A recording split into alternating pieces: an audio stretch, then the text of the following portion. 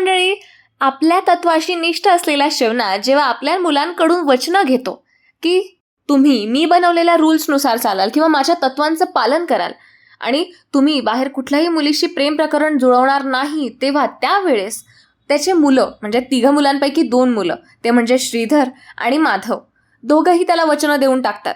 पण जेव्हा राघवची वेळ येते तेव्हा राघव ते सगळं झिडकारतो आणि त्याच्या वडिलांच्या तत्वांना चुकीचं ठरवतो. म्हणजे एक मुलगा त्याच्या वडिलांच्या विरुद्ध जातोय. हो मंडळी, राघव आता चक्क शिवनाथच्या विरुद्ध जाणार आहे. तो शिवनाथला आता म्हणतोय की तुमचे रूल्स वगैरे रेग्युलेशन्स जे काही आहेत किंवा तुमचे जे काही तत्व आहे ना, ती मला सगळीच पटत नाहीये बाबा.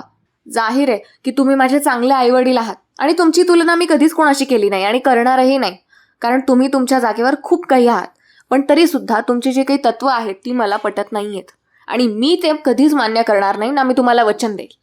आता मंडळी, एक मुलगा त्याच्या बाबाच्या विरुद्ध गेलाय, तेच म्हणजे सगळ्यात मोठी गोष्ट म्हणजे राघव शिवनाथच्या विरुद्ध गेलेला आहे. आणि आता याच गोष्टीचा पद्माला खेळ झालाय. मंडळी, एवढंच नव्हे तर माधव आणि राघवमध्ये जोराची मारामारी झालेली आहे. ती एवढी मारामारी झाली आहे की थेट पद्माने आता शिवनाथच्या संस्काराची धिंड काढून टाकलेली आहे. आणि या सगळ्यामुळे शिवनाथची प्रचंड नाचक्की झाली आहे. तर मंडळी, हे सगळं तुम्हाला आजचा हा ट्विस्ट जो आहे आजच्या या व्हिडिओमध्ये बघायला मिळणार आहे. हाच तर खरा ट्विस्ट आहे. तर मंडळी, आता मला तुम्हाला सांगायला आवडेल की आजचा व्हिडिओ शेवटपर्यंत बघा, चॅनलला सबस्क्राईब करा, व्हिडिओला लाईक करा आणि हो, खाली दिलेल्या हाईप बटनवर क्लिक करायला विसरू नका. म्हणजे आपल्या अशाच ट्विस्टचा सगळ्यात पहिले बोलबाला तुमच्यापर्यंत होईल. वळ्या मंडळी आपल्या आजच्या भागाकडे. तर आज आपल्याला काय बघायला मिळणार आहे, माधवने एक मुलगी बघितलेली होती, तिचं नाव होतं मधुरा. आणि मधुराच्या बाबांना राघव आणि माधवने दोघांनीही प्रस्ताव टाकलेला असतो मुलीच्या लग्नासाठी आणि आमच्या घरी स्थळ घेऊन या असं सांगितलेलं असतं. तेव्हा जे मधुराचे बाबा असतात ते या गोष्टीवरून शिवनाथचा प्रचंड अपमान करतात, हे आपण मागच्या भागात बघितलेलं आहे. सो ते प्रचंड अपमान केल्यानंतरून शिवनाथ प्रचंड माधवला मारहाण करतो, त्याला खूप रागवतो, ओरडतो आणि म्हणतो, हे शिकवलं होतं का मी तुला? आणि मंडळी, एवढंच नव्हे, श्रीधर पुन्हा एकदा दारू पिऊन येतो ना, तेव्हा शिवनाथ त्याला सुद्धा बेदम मारहाण करतो. आणि फायनली ते दोघं मुलं त्याच्याच बाबांना शरण गेलेले असतात. म्हणजे माधव आणि श्रीधर अगदी पायावर नाक घसायला सुद्धा तयार असतात शिवनाथच्या आणि ते म्हणतात की बाबा, आमचं चुकलं, तर आम्ही इथून पुढे असं नाही करणार, प्लीज आम्हाला माफ करा, प्लीज आम्हाला ह्या वेळेस समजून घ्या, आम्ही आता तुमच्या शब्दाच्या पलीकडे जाणारच नाही. तेव्हा शिवनाथ त्यांच्याकडून आता वचन मागू लागतो. शिवनाथ म्हणतो की ठीक आहे, आता मी तुम्हाला संधी देतोय, कारण तुमचं हे जवान वय आहे, तारुण्यात ह्या सगळ्या गोष्टी होतातच. पण मंडळी, इथेच जर तुमचं पाऊल चुकलं ना, तर अख्खं आयुष्य उद्ध्वस्त होऊन जाईल. तुमच्या आईने आणि मीने म्हणजे मी, आमचं जेव्हा लग्न झालं ते हालात कसे होते आम्हाला माहिती आहे.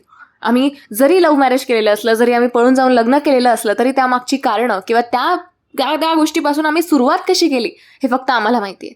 ती समोरची पद्मा बसलेली आहे ना, ती आपलं घर, आपलं कुटुंब उद्ध्वस्त करायच्या मागे निघालेली आणि मला आपलं कुटुंब उद्ध्वस्त झालेलं बघायचं नाहीये मंडळी.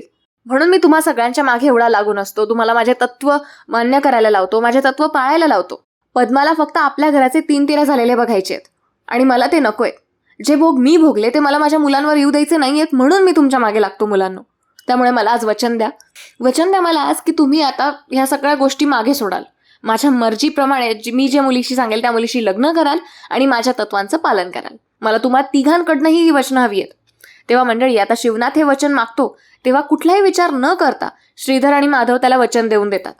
आता माधवला मधुराची खूप आठवण येत असते. माधव खूप रडत असतो, मनावर दगड ठेवून का असेना तो त्याच्या वडिलांसाठी एवढं मोठं बलिदान देतो. पण आता प्रश्न जेव्हा राघवचा येतो तेव्हा उमा राघवला म्हणते की राघव, पुढे ये, बाबांना वचन दे. तेव्हा राघव साफपणे नकार देतो, झिडकारतो त्या निर्णयाला आणि म्हणतो, तुम्ही माझ्यासाठी आयुष्यात खूप काही केलेलं आहे, तुम्ही माझे आई बाबा आहात, तुम्ही तुमची सगळी कर्तव्य पार पाडली आहे, पण बाबा आज या ठिकाणी चुकताय. अहो, आयुष्य तुम्हाला काढायचंय की माधव दादाला काढायचंय? त्यामुळे तुम्हाला काय प्रॉब्लेम आहे त्याच्या मनाप्रमाणे त्याला जी मुलगी आवडते त्या मुलीशी त्याचं लग्न करून द्यायला? तुम्ही तर उलट खुशी आशीर्वाद द्यायला पाहिजे. आणि हे काय तुम्ही तेच तुमचे जुने विचार घेऊन बसले? मला हे अजिबात पटलेलं नाहीये बाबा. आता शिवनाथ आणि राघवमध्ये खूप जास्त बोलाबाली होते आणि त्यांची अक्षरशः भांडणं होतात. आणि ह्या गोष्टीची खबर जेव्हा अन्विताला लागते ना मंडळी, तेव्हा अन्विता लगेच पद्माला पिन मारते आणि म्हणते, बघितलंस, त्यांच्या घरामध्ये भांडणं होत आहे. आणि पद्माला हेच हवं असतं. पद्मा आता बाहेरून मस्त मोठ्याने हसत असते आणि म्हणते, वा वा वा, चांगले भांडणं होत आहेत, होऊ दे, घराच्या बाहेर आवाज येतोय. आता शेवटी मुलामध्ये आणि शेवटी त्याच्या बापामध्ये हे असले भांडणं होतील हे पहिल्यांदाच बघायला मिळतंय. बघितलंस शिवनाथ, तू अनाथ होता आणि अनाथच तुझा शेवट होणार आहे. आज तुझाच मुलगा तुझ्याच विरुद्ध उठलेला आहे. बघ, तुझे कर्म तुला नडणार आहेत. असं वाईट साईड भरपूर पद्मा आता शिवनाथला ऐकवत असते. बरं, आता शिवनाथ यावर काहीच बोलत नसतो. राघव तरी पद्मावर धावून जातो की गप्प बस, तुला बोलायची काहीच गरज नाहीये. पण तरी सुद्धा आता शिवनाथ त्याला आवरतो आणि घरात घेऊन जातो. मंडळी, एवढ्याने होत नाही. आता त्यांची भांडणं तितक्या पुरतं निस्तरलेली असतात. पण दुसरीकडे आता संध्याकाळी काय होतं, माधव मधुराच्या विचारांमध्ये रडत असतो, खूप एकटा बसलेला असतो. तेव्हा राघव आता त्याला झापतो आणि ओरडतो. तो त्याला म्हणतो की तुला कळतंय का, तू किती मोठी गोष्ट करतोय. अरे ती मधुरा तुझ्यासोबत तिचं सगळं काही सोडून यायला तयार आहे आणि तरी सुद्धा तू तुझीच लढ लावून ठेवलेली आहे. अरे आत्ताच बाबांच्या थोडं विरोधात गेलास ना तर आयुष्यभर तुला रिग्रेट राहणार नाही. बाबा ऐकून घेतील, ते तुला माफ करून देतील. बाबा आहेत ते आपले. पण ऐक माझी गोष्ट, नको त्या मुलीला जाऊ देऊस. अरे तुझं प्रेम आहे ती, तू कसं राहू शकणार आहेस तिच्याशिवाय. आता अशा भरपूर गोष्टी राघव माधवच्या कानात भरवत असतो किंवा बाबांबद्दल सांगत असतो आणि माधवला त्या असह्य होतात. म्हणून माधव आता राघवच्या मुस्काटात लगावून देतो. त्या दोघांमध्ये जबरदस्त मारामारी होते आणि पद्मा पुन्हा एकदा शिवनाथने त्याच्या मुलांवर केलेल्या संस्कारांची धिंड काढते आणि इतके वाईट साईट बोलते आणि अख्ख्या गावाला ओरडून सांगते की बघा आमचं घर फोडणाऱ्याचं घर कसं फुटतंय. आणि ही गोष्ट शिवनाथला प्रचंड असह्य होते. म्हणून रागाच्या भरात शिवनाथ आता घर सोडून घराच्या बाहेर निघून जातो गाडीवर. आता वेळ संध्याकाळची असते, त्यामुळे शिवनाथ जरा यायला उशीरच करतो. म्हणजे संध्याकाळचा जो तो जातो तेव्हा रात्रीच येतो. आणि इकडे आता उमा तिच्या दोघंही मुलांचे चांगले कान पिळून त्यांना धडा शिकवत असते आणि त्यांना म्हणते, तुम्हाला शोभतं का हे? म्हणजे कोणीतरी बाहेरचं येऊन आपल्याला काहीही बोलून जाईल तोपर्यंत तुम्ही भांडणं करताय. आणि राघव, तू खूप जास्त चुकतोय. तुला तुझ्या चुका सुधारवण्याची गरज आहे. तर मंडळी, आता राघव त्याच्या आईला म्हणजे उमाला सगळा प्रकार सांगतो. माधवला जी मुलगी आवडत असते मधुरा, तिची फॅमिली आणि त्याचबरोबरीने तिची याच्यासोबत लग्न करायची तयारी. आणि एवढं सगळं ऐकून उमाला सुद्धा खूप वाईट वाटत असतं मंडळी. पण उमाचे हात सुद्धा जबाबदाऱ्यांखाली बांधले गेलेले असतात. आता राघव रडून पोट तिडकीने समजवत असतो, पण उमा उलट त्यालाच समजावून गप्प करते. तर दुसरीकडे मंडळी, शिवनाथ आता तिकडून जेव्हा घरी परत येत असतो, म्हणजे त्याचं डोकं जेव्हा शांत होतं मंदिरात जाऊन, तो जेव्हा तिकडून परत येत असतो ना, आता रात्रीच्या वेळेस स्कूटीवर त्याला अन्विता दिसते आणि अन्विताची स्कूटी बंद पडलेली असते. मंडळी, आता होतं काय माहितीये का, अन्विताला स्कूटी चालू करताना आता शिवनाथ बघतो आणि तिला विचारतो की काय गं, एवढ्या रात्री इथे काय करतेस आणि एकटीच? तेव्हा अन्विता सांगते की माझा रात्रीचा क्लास होता आणि तो झाला, पण आता मला घरी जायचंय, गाडीच बंद पडली आहे, पेट्रोलची टाकी पण फुल आहे. तेव्हा शिवनाथ म्हणतो, बघू मी चालू करून बघतो. आता शिवनाथ पण प्रयत्न करतो गाडी चालू करायचा, पण गाडी काही चालू होत नाही. त्यामुळे ती गाडी आता तिथेच तो पार्क करतो आणि म्हणतो की चल मी तुला घरी सोडून देतो. आता सुरुवातीला आपली जी अन्विता आहे ती यायला नाकारत असते, ती थोडीशी झिझक खाते.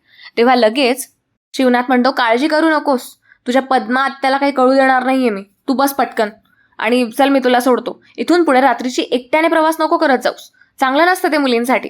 असा संतापाने आणि हक्काने सांगून शिवनाथ आता तिला घरी घेऊन येतो. शिवनाथच्या गाडीवरून ती खाली उतरते आणि शिवनाथ जेव्हा घरी आपली गाडी पार्क करायला येतो तेव्हा राघव त्याला दिसतो आणि राघव त्याच्या हातातून ती गाडी घेतो आणि पार्क करून देतो असं म्हणतो.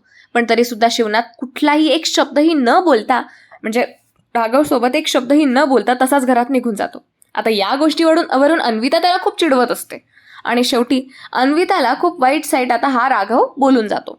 तर मंडळी, तुम्हाला काय वाटतं, आता ज्या पद्धतीने शिवनाथने राघवशी बोलणं टाळलं आणि आपली गाडी तिथे तशीच सोडून दिली, त्यावरून तुम्हाला वाटतं का की या बाप लेकाच्या नात्यातली जी जी दरार आली आहे त्यांच्या नात्यामध्ये, जी दरी पडली आहे खोल, ती मिटेल का? आणि मिटेल तर कशी मिटेल? कारण पद्माने ऑलरेडी खूप खूप इज्जत काढलेली आहे यांची. सो तुम्हाला काय वाटतं, काय बघायला मिळू शकतं आपल्याला पुढील भागात? मला कमेंट्समध्ये नक्की सांगा. मागच्या भागाला एका छान अशा मुलीने आणि एक सर आहेत त्यांनी खूप छान अशी कमेंट केलेली होती. प्रियांका आणि अमोल या दोघांची मला मागच्या भागामध्ये खूप छान अशी कमेंट भेटली. सो मंडळी, तुम्ही सुद्धा कमेंट्स करत चला, म्हणजे मी तुमची नावं आपल्या व्हिडिओजमध्ये नक्की अनाऊन्स करत जाईल. बरं हो, एवढ्याने झालेलं नाही आहे, आपल्याला आता आणखीन पुढे जायचं आहे. सो तुम्ही आपल्या चॅनलला सबस्क्राईब करा, खाली लिहिलेल्या हाईप बटनवर क्लिक करा आणि बेल आयकॉन दाबायला विसरू नका, म्हणजे आपल्या ट्विस्टचा सगळ्यात पहिला बोलबाला तुमच्यापर्यंतच होईल. भेटूया मंडळी लवकरच. धन्यवाद.